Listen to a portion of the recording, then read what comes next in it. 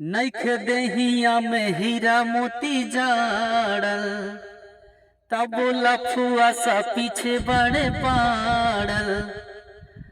अपना पाजरा तू हमें के आवे देबू का, हरे एगो बात बताई त बतावे देबू का।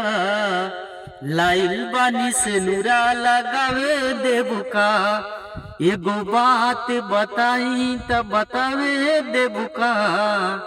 लाइल बानी से नूरा लगावे देबू का। बाटे गेदा हमर जवानी, छोट बाछेदा राजा जानी। भाई होई छोट छेदा के मतलब अंगूठिया छोट रहा लोगर छेद छोट बा।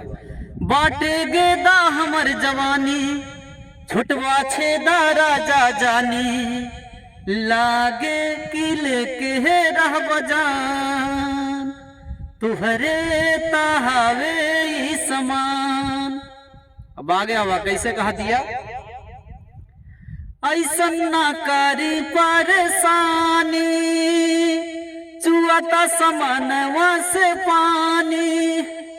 ए हो अरे ऐसन ना करी परेशानी, चुआता समनवा से पानी।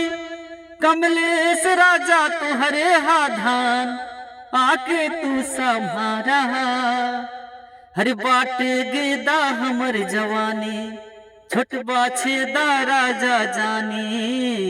लागे किले के रह बजान, अरे नइखे देहिया में हीरा मोती जाड़ल, तब लफुआ सा पीछे बड़े पारल।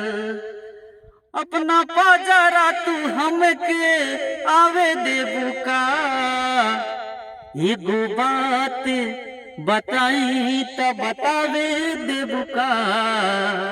अरे लाइल बानी से नूरा लगावे देबू का, एगो बात बताई त बतावे देबू का।